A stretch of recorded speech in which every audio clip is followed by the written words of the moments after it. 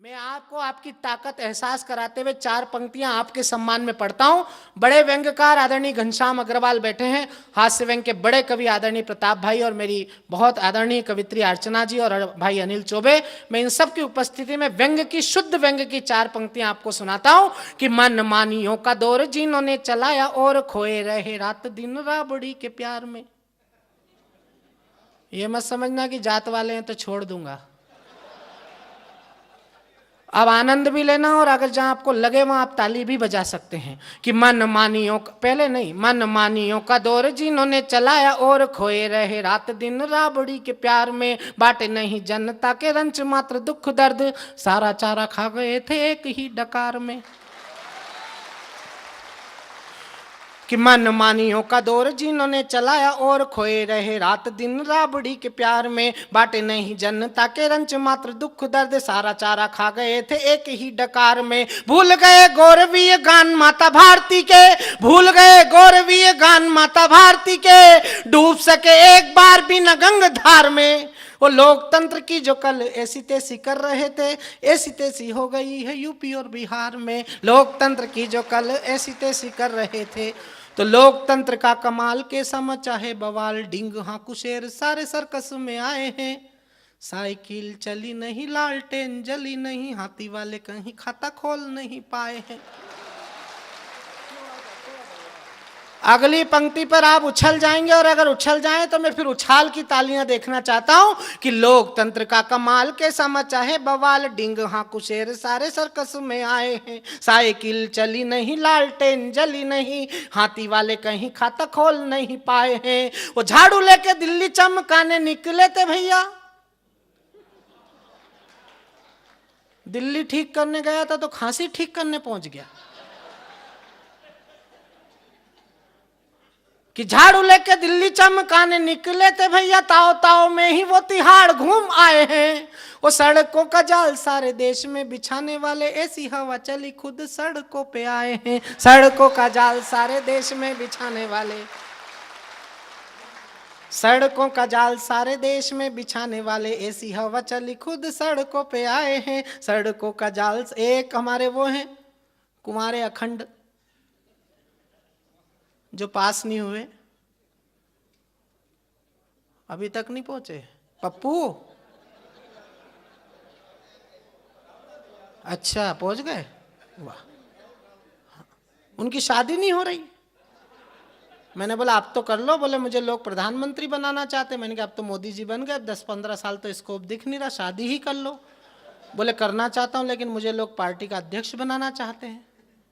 मैंने कहा कुछ नहीं हो सकता, तुम शादी करो। बोले करना तो मैं चाहता हूँ लेकिन हो नहीं रही है। मैंने कहा देखो हिंदुस्तान है, या जो काम कोई नहीं करता वो काम भगवान करते हैं हमारे यहाँ। हम तो बड़े लोगों के चरणों में जाकर भगवान से प्रार्थना करते। मेरे कहने से राहुल गांधी ने भगवान से प्रार्थना करी, कैसे करी और उसमें से कैसे ठहाका निकला, बस यही इस छंद का लालित्य है। राहुल गांधी भगवान से कह रहे हैं कि कैसा भाग्य लिखा मेरा भगवान, भारत में भीगी भीगी रात में भी भीग नहीं पाता हूँ।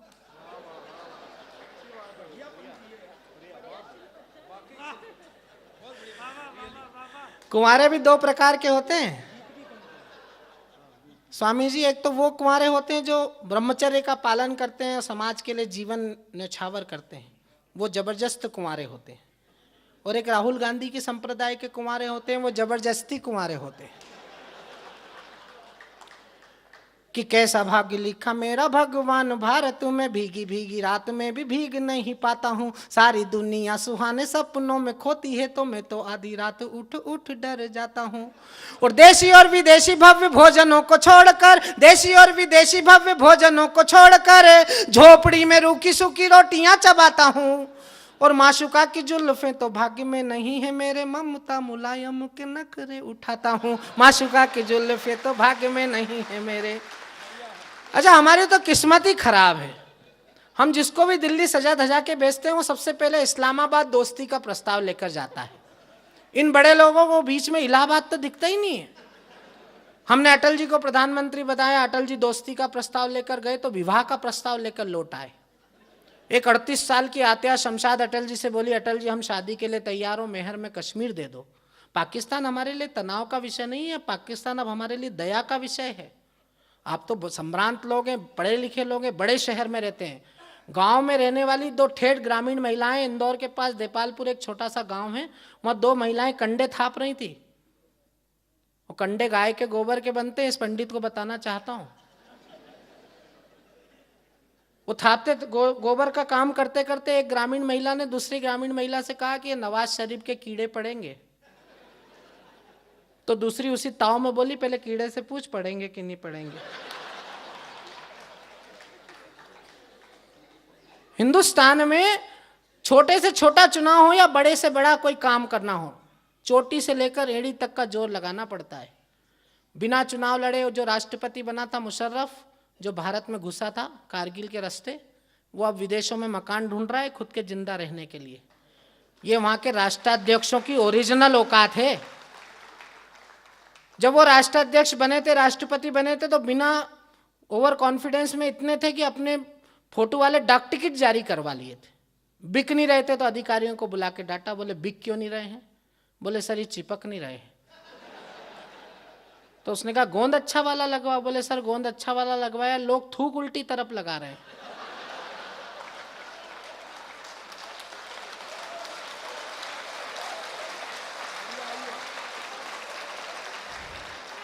वो पाकिस्तान 125 करोड़ के प्रधान से विवाह का प्रस्ताव करता है, मेहर में कश्मीर देने की बात करता है, मांगता है।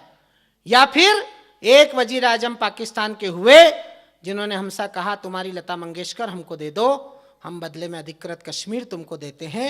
अर्चना अंजुम उस शहर से आई हैं जहां लता मंगेशकर का जन्म हुआ है। मैं उस शहर में खड़ा हूं जिस शहर ने लता मंगेशकर को लता मंगेशकर बनाया है। मैं दोनों प्रस्तावों का जवाब दे रहा हूं। अच्छा और सच्चा लगे तो फिर मैं एक एक हाथ अब खुले हुए देखना चाहता हूं कि कभी लता मांगते हो बदले में कश्मीर, लेकिन हम कभी लता मांगते हो बदले में कश्मीर, लेकिन हम बेटियों को बेच नहीं पाएंगे। कभी लता मांगते हो बदले में कश्मीर। आपको बहुत बहुत धन्यवाद। आपने जहां कविता है वहां ताली बजा के बता दिया कि कविता को कैसे पकड़ा जाता है। भारत सिंह जी, मैं आभार व्यक्त करता हूं कि आपने इतने अच्छे श्रोताओं से मिलने का मौका दिया, वरना हमको पशु मेलों में जाकर कविताएं सुनानी पड़ती है। पुष्कर में गधों का मेला लगता है, वहां भी हम 14 अप्रैल को जाने वाले हैं, प्रताप फौजदार और मैं। इसका सम्मान है वहां पर।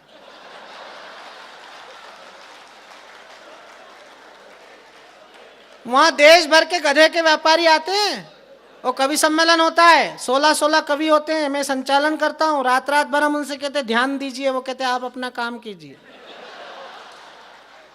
लेकिन आप जिस तरह से कविता को पकड़ते हैं, मतलब नासिक नहीं आए उसके पहले ही कैच कर लेते हैं कि कभी लता मांगते हो बदले में कश्मीर, लेकिन हम बेटियों को बेच नहीं पाएंगे। 2-2 बार गलतियों को माफ किया आपकी है आगे, लेकिन आगे इस बार सोच नहीं पाएंगे। और अटल कुमार नहीं एक राष्ट्रवादी कवि भी हैं जो तुम्हारी ओछी हरकतों में नहीं आएंगे। और मेहर में कश्मीर मांगती हो जाने मन, हम दहेज में पूरा पाकिस्तान छीन लाएंगे। मेहर में कश्मीर मांगती हो जाने।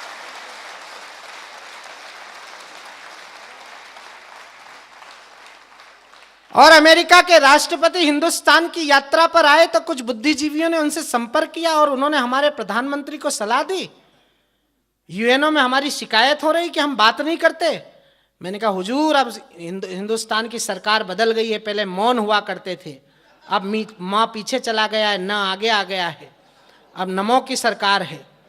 कोई बोना हिमालय के बराबर हो नहीं सकता, हर एक इंसान मुकद्दर का सिकंदर हो नहीं सकता। करेगा बात क्या हमसे, तेरी औकात ही क्या है, तू कतरा था तू कतरा है, समंदर हो नहीं सकता।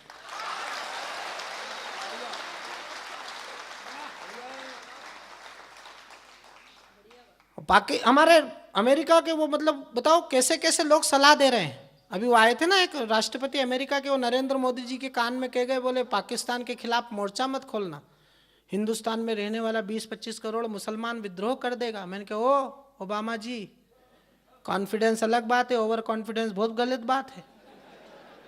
मैंने कहा आप हमको सलाह दे रहे हो। 2001 में बिन लादेन ने हमला किया था, 2011 में पकड़ा, वो भी हमारी मदद से, और हम ही को सलाह दे रहे हो। मैंने कहा हमारे नासिक का 1 टीआई और 2 पुलिस के जवान छोड़ दे तो 1.5 दिन में बिन लादेन को ढूंढ कर लिया है। और हमारे A.K. पांडे साहब अगर सही साठ फोन कर दे तो एक साथ 2 आदमी कबूल करे कि हाँ मैं ही लादेन हूं।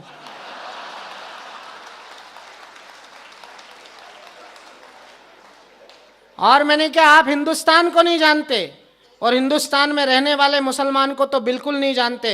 मैं हिंदुस्तान के मुसलमान के चरित्र को अंतर्राष्ट्रीय मंच पर रख रहा हूं। अगर हिंदुस्तान का मुसलमान इस चरित्र में आता है तो उसका स्वागत है, वंदन है, अभिनंदन है। लेकिन अगर नहीं आता है तो फिर उसे इस चरित्र में आना पड़ेगा। ये भी मैं इस कविता के माध्यम से बताना चाहता हूं कि रहीम रस खान वाली भूमिका मुसलमान, वक्त आ गया है अपने फर्ज को निभाएगा। रहीम रस खान वाली भूमिका मुसलमान, वक्त आ गया है अपने फर्ज को निभाएगा। अबुल कलाम ने बनाया परमाणु बम, अब्दुल हमीद कुर्बानी दोहराएगा। रहीम रस खान वाली भूमिका मुसलमान, वक्त आ गया है अपने फर्ज को निभाएगा। अबुल कलाम ने बनाया परमाणु बम, अब्दुल हमीद कुर्बानी दोहराएगा। कश्मीरी घाटियों में घुस आए दुश्मन तो, कश्मीरी घाटियों में घुस आए दुश्मन तो, फातिमा के दूध की वो लाज भी बचाएगा। और वतन परस्ती वाली सीख ले कुरान से, वो जिन्ना के विचारों को भी जिंदा दफनाएगा। वतन परस्ती वाली सीख ले कुरान से। वो अंतिम कवि 8 पंक्तियां पढ़कर अपने काव्य पाठ को विराम देकर उन्हें बुलाना चाहता हूं जिनका समय हो गया है। कांटा जैसे जैसे 12 के करीब आ रहा है, मंच पे झटके शुरू हो गए हैं, सरदार रेंज में आना शुरू हो गया है। वो 12 बजे इसको नहीं उठाया तो अपन सबकी 12 बजा देगा। मैं 8 पंक्तियों में कविता खड़ी करना चाहता हूं। लोकसभा के चुनाव के पहले की 8 पंक्तियां सुनाता हूं और 8 पंक्ति लोकसभा के चुनाव की बात की सुनाता हूं। यह कविता मैंने इसलिए लिखी कि मैं हिंदुस्तान के नेताओं को यह बता सकूं कि वो अगर जीते हैं तो वो ये भ्रम में ना रहें कि उनकी पार्टी जीती है। इस देश की जनता ने निर्णय किया है। और जो हारे हैं वो ये ना सोचें कि उनकी पार्टी की प्रतिष्ठा कम हुई है। उनके कर्म जनता को पता लग गए हैं। बस यहीं से कविता खड़ी करना चाहता हूं। एक सांसद ने कहा कि 12 रुपये में बंबई में पेट भर के भोजन मिलता है। मैं बताऊंगा नहीं, वरना आप समझ जाएंगे कि मैं राज बब्बर के बारे में बोल रहा हूं। ये उन्होंने लोकसभा के चुनाव के पहले बढ़ती हुई महंगाई के बीच कहा था। जनता ने ऐसा बटन दबाया कि गाजियाबाद में 4थे नंबर पर आए हैं। एक सांसद ने कहा कि 5 रुपए में दिल्ली में पेट भर के भोजन मिलता है। 17 दिन बाद देखा तो वो खुद तिहाड़ जेल में फ्री में करते हुए पाए गए। जब जिम्मेदार पदों पर बैठे हुए लोग गैर जिम्मेदार भाषा बोलते हैं, तब हिंदुस्तान की जनता कैसे बटन दबाकर निर्णय करती है। कुछ साधु संत जो लोकसभा में बैठ गए हैं, वो 4-4 और 6-6 बच्चे पैदा करने की सलाह दे रहे हैं। मैं स्वामी जी से माफी चाहते हुए निवेदन करना चाहता हूं, जिन्होंने खुद ने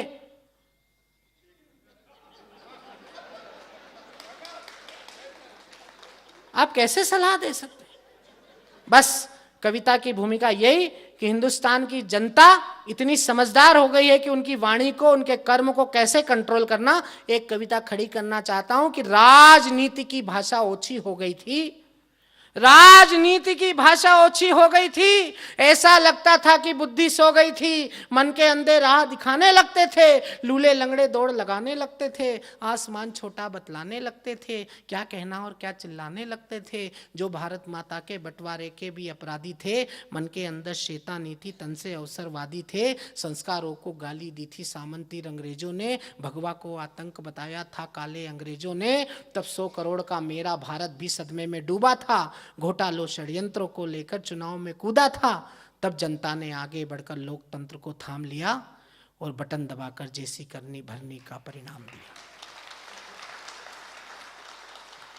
ताली तो मुझे अगली 2 पंक्ति पर चाहिए आपसे, और अगली 2 पंक्ति पर तो आप अपने आप बजा देंगे। ये दावा मैं करने जा रहा हूं कि संस्कारों को गाली दी थी सामंती अंग्रेजों ने। भगवा को आतंक बताया था काले अंग्रेजों ने। तब 100 करोड़ का मेरा भारत भी सदमे में डूबा था। घोटालों षड्यंत्रों को लेकर चुनाव में कूदा था। तब जनता ने आगे बढ़कर लोकतंत्र को थाम लिया। बटन दबाकर जैसी करनी भरनी का परिणाम दिया।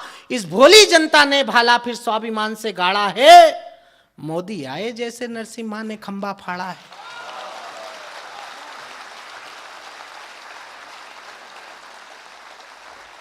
अगली 2 पंक्ति पर उनकी भी बजा देना जो घर चले गए हैं, कि भोली जनता ने भाला फिर स्वाभिमान से गाड़ा है, इस भोली जनता ने भाला फिर स्वाभिमान से गाड़ा है। मोदी आए जैसे नरसिम्हा ने खंबा फाड़ा है, राष्ट्रभक्ति की अलग जगा दी ऐसी जबर जियाले ने, शहजादे को धूल चटा दी चाय बेचने वाले ने।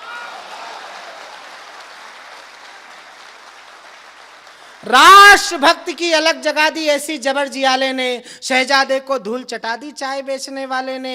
तो जागो भारत माँ के बेटों, अब अपना फर्ज निभाना है। विश्व गुरु है अपना भारत दुनिया को बतलाना है।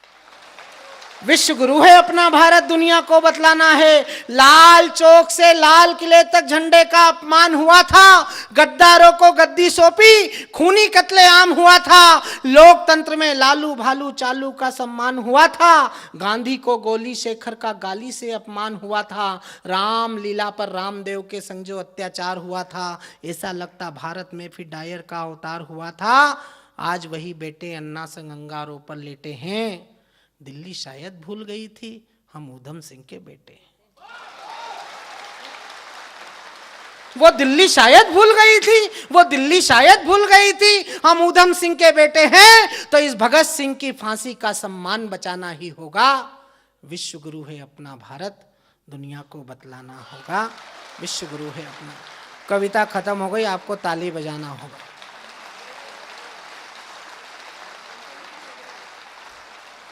आइए मैं अब उनको बुलाना चाहता हूं जिनका समय हो गया है। इनका नाम सरदार प्रताप फौजदार है। ये आगरा में पैदा हुए हैं, वहीं लिखे पढ़े बड़े, इंजीनियर बने, कारखाने डाले, उसके बाद भी आज कविता सुना के पैसे ही मांगने आया है। और अगर 1000 रुपये इसको कम दे दिए तो सुबह नासिक के रेलवे स्टेशन पर भीख मांगता हुआ दिखेगा। केवल कविता से नहीं, संवाद से हंसाता है। इसके घर जाओ तो हंसी का खजाना है। इतने उच्च कोटि के खानदान में पैदा हुआ है। अभी दिल्ली में रहता है, रोहिणी सेक्टर 15 में। तभी हम दोनों रांची गए तो मैं फ्लाइट पकड़ने दिल्ली गया था, इसके घर गया था। ये 3रे माले पे रहता है। बेटा इसका नीचे खेल रहा था, फुटबॉल उछाल रहा था, तो मैं ऊपर गया। मैंने कहा यार बच्चे को समझाओ, फुटबॉल उछाल रहा है, किसी को लग जाएगी। बोले मेरा बच्चा थोड़ी, वो तो मेरा भतीजा है। तो मैंने बोला तेरा बच्चा कहाँ है? बोले मेरा बच्चा तो वो है जो तेरी गाड़ी की हवा निकाल रहा है। बताओ। मैंने कहा यार ये तो पूरा घर ही बिगड़ा हुआ है इसका तो। मतलब ये बेवकूफ़ी की जड़ बहुत नीचे तक पहुंच गई है। आज वहाँ बम्बई के एयरपोर्ट पे उतरा तो एक लड़की से टकरा गया। लड़की से बोलने लगा कि माफ़ करना माई। और वो लड़की अर्चना अंजुम से भी छोटी थी, तो उसने इसकी तरफ देखा कि ये बुढ़ा मुझे माई कह रहा है। तो उन्होंने कहा सरदार जी अपनी उम्र तो देखो। बोले मैं तो अंग्रेजी में कह रहा था।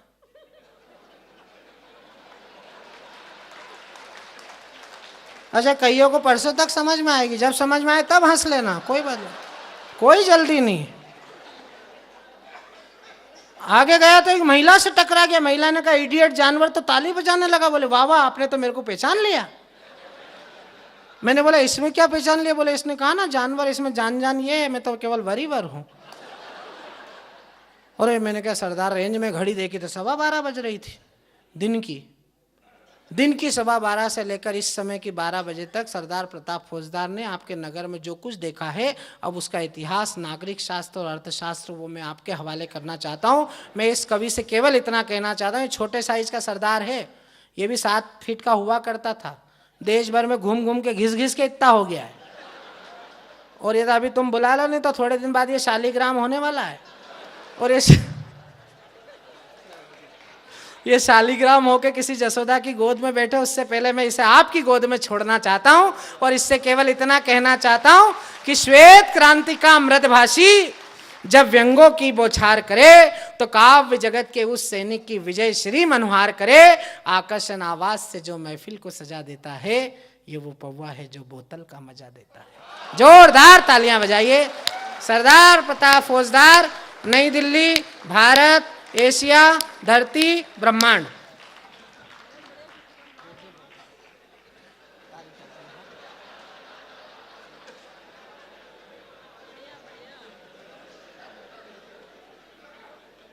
अरे इसे साइज का करिए, चल जल्दी आ।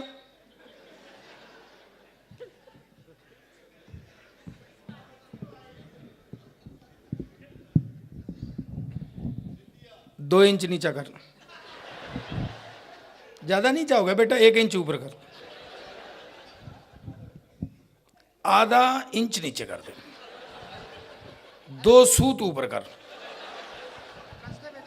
चल निकल जा।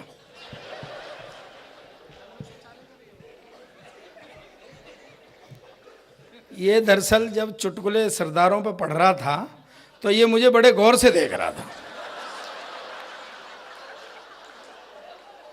ये काम मैंने इसलिए कराया है कि ये भी कोरा सरदार ही समझ रहा है। हेलो, नहीं ये तेरे को ध्यान से इसलिए देख रहा था कि इसको लग रहा था कि चिड़ियाघर का आइटम यहाँ क्या कर रहा है। अब चुप रहे, बहुत हो गई तेरी, मेरे बीच में मत बोल, बीच वाले की हालत बहुत खराब होती है। नहीं, मैं ट्रेन में आ रहा था, स्वामी जी 2 आदमियों में झगड़ा हो गया, तो एक ने कहा ऐसा मुक्का मारूंगा मैं तेरे 32 दांत निकाल लूंगा, दूसरा बोला मैं ऐसा मारूंगा 64 निकाल लूंगा, एक ऐसा बैठा था तीसरा, बोले यार गिनती सही कर, दांत 32 होते तू 64 निकाल कहां से लेगा। वो बोला मुझे पता थी तू बीच में बोलेगा।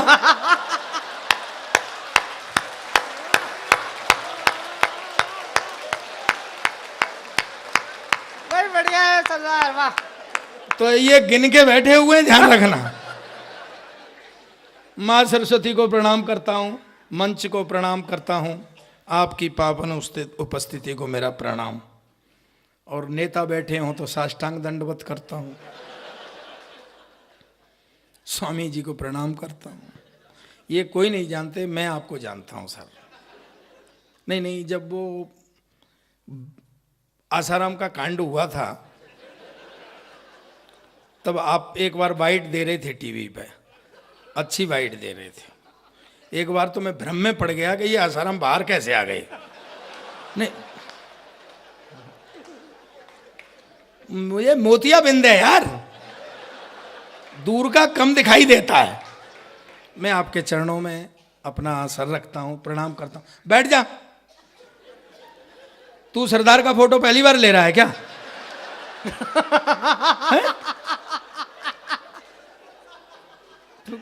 यहां से यहाँ काहे को कर रहा है इतनी मेहनत?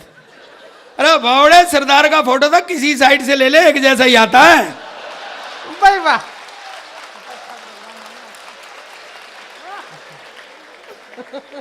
खामा मेहनत कर रहा है भाई। और बताऊं तुझे, किसी भी सरदार का ले ले, एक जैसा ही आता है।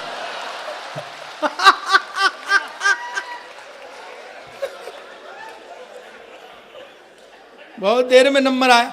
अच्छा, मैं आपका आई क्यों नापता। अच्छा, ईमानदारी वाली बात बता, कुछ फोटो वोटो भी ले रहा है कि कोरा फिलस ही मार रहा है? नहीं, आजकल सरदारों को ऐसे ही बहकाया जा रहा है यार। नहीं मानो तो देख लो, 10 साल तक कुर्सी पे बिठाए रखा, पर उसको एहसास नहीं होने दिया कि तू प्रधानमंत्री है।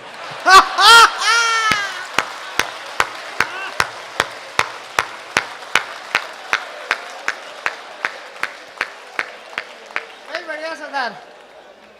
ये यहाँ का आई क्यों है, समझे? तू आया है 20 रुपए वाले नोट के यहाँ से। सुन, ये आई क्यों 1000 के नोट वाला है। अब तू मेरी बात सुन। अब तू फिर बीच में मत बोले। तू मेरी बात सुन। हाँ सुना। इस आई क्यू में आई में हूँ, तू क्यू में ही है अभी भी। ये क्या आई क्यू में है यार, अब क्या क्यू में है? कह रहा मैं उत्तर प्रदेश का यादव नहीं हूं, मैं एमपी का यादव हूं, ISI ब्रांड। तू क्या खाक ISI ब्रांड है? उत्तर प्रदेश के यादव सरकार चला रहे हैं, तुम अब तक ढोर ढंगर चला रहे हो।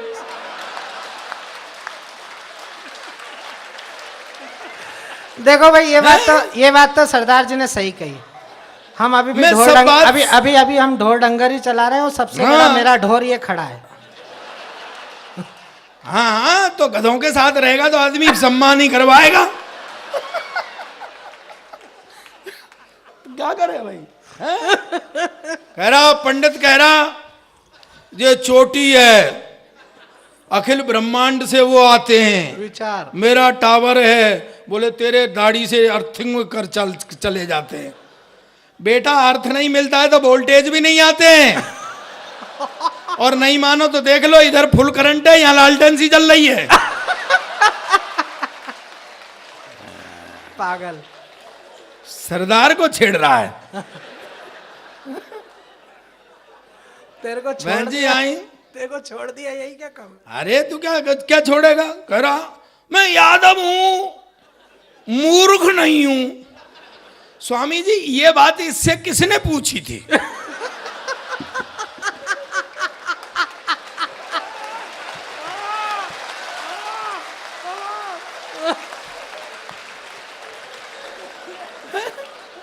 आदमी अपनी औकात खुद बताता है। बड़ा अच्छा हो रहा है भैया। मैं शुरू तो हो गया यार। ये गुलाब प्रसाद जी और ये सुरेश गुप्ता जी, देव किशन पारिक जी, भरत सिंह जी और ताराचंद गुप्ता, यशवंत सिंह और ये सुभाष मिश्रा जी, द्वारका प्रसाद तिवारी, गोविंद सिंह, चंद्रभान सिंह, एक नाम में दो नाम, ये चंद्र प्रकाश गुप्ता, नरेश गुप्ता, उमाशंकर पाठक, चंद्रभान मिश्रा और नेमी चंद पोद्दार। अब क्या पूरी वोटर लिस्ट पड़ेगा? रुक जा बे, ये कहाँ है? सब बैठे हैं ना भाई साहब? तो आप नहीं समझते, मैंने ये इसलिए हाजिरी ली है कि मेरा लिफाफा यहीं फंसा हुआ है। देखो देखो, मैंने सही कहा था ना, आ गया ना औकात पे। औकात तो तेरे को बताऊंगा मैं अभी। है मालूम पड़ी मुझे, काम से लगा गए लोग, निकल गए। मैं सही कह रहा हूं आपसे। 10 साल तक ऐसे ही यूज किया है सरदार का। कोयला दूसरों ने खाया, काला मुंह उसका हो रहा है। तो मुझे चाहिए ही चाहिए ये लोग। स्वागत। चलिए मैं क्रम में हूं। बेटा मुझे तुझ पे बहुत दया आ रही है। मेरे लाल बैठ जा। तू जब से ही खड़ा है, परमात्मा ने खड़े होने के लिए पैर दिए तो टिकाने के लिए भी कुछ न कुछ दिया है बेटा। बेटा उसका प्रयोग करो।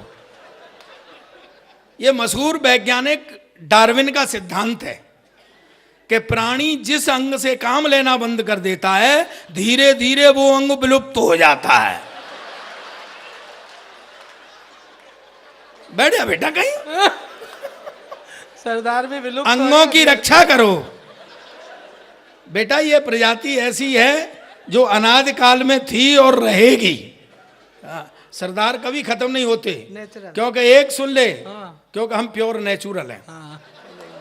शुद्ध प्राकृतिक। स्वामी जी बताता हूं मैं, आपने बहुत देर से ताली नहीं बजाई है।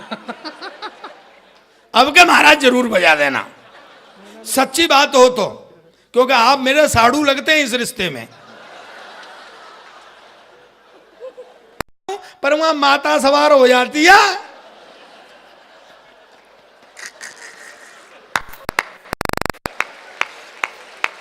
भाई क्या बुद्धि की बात की है। क्या है? मैंने उसे कहा, मैंने बेटा कुछ पढ़ाई लिखाई में ऐसा कर, भाइयों में उठने बैठने काबिल कर, कुछ ऐसा कर जिससे मेरा सिर ऊंचा हो।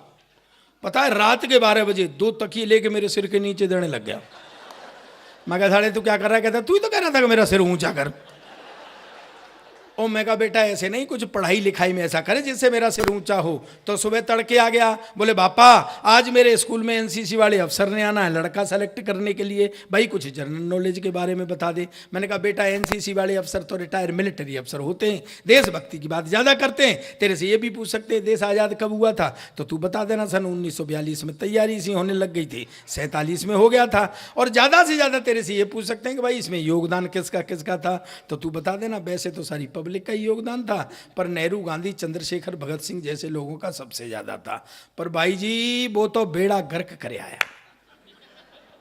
दरअसल उस अफसर ने उसे सवाल ही कुछ और पूछ लिया, नहीं को बेटे तेरा जन्म कब हुआ था?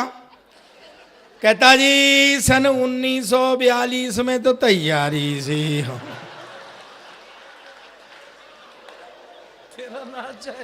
और 47 में हो गया था। कहता जी अब आप मुझसे ये पूछोगे कि इसमें योगदान किसका किसका, तो वैसे तो सारी पब्लिक का योगदान था, पर नेहरू एक कांग्रेसी नेताओं का सबसे ज्यादा था। और मैं पिटे मुंह तेरे, मैं तू जिनकी बात करता है, मैं पता है भगत सिंह जी जब तेरी उम्र के थे क्लास के मॉनिटर बन गए थे, तू साढ़े बन सकता है? कहता पापा मेरी उम्र के तो क्लास के मॉनिटर बन गए थे, पर जब तेरी उम्र के थे ना तो फांसी पर चढ़ गए थे। हमेशा उल्टी पुल्टी बात करता है। एक दिन क्लास में शोर हो रहा, मास्टर ने खड़े होके कहा कौन उल्लू का पट्टा है खड़ा हो जाए, तो मेरा बेटा ही खड़ा हो गया। मास्टर ने कहा तू उल्लू का पट्टा है? कहता नहीं जी, आप अकेले खड़े अच्छे नहीं लग रहे थे। चलिए मैं इस बच्चे को सुला देता हूं। और हमारे कमिश्नर साहब किधर बैठे हैं?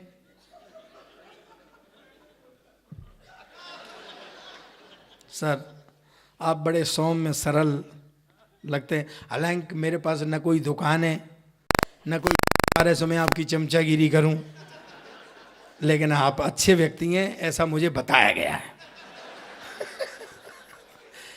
हाँ, और मेरा तो भैया वो ही कहना है कि जिन्होंने मुझे भरत सिंह ने कही थी कि 2-4 लोग हैं, कह दियो मैंने कि अच्छे हैं। बोले यार तुझे तो वही कहना है जो मैं कहलवा रहा हूं, इस बात के पैसे मिल रहे मैं कह दूंगा मैं ये कहे। चलिए मेरे यहाँ पे मित्र मेरे बहुत पुराने, मेरा बहुत पुराना रिश्ता है नासिक से।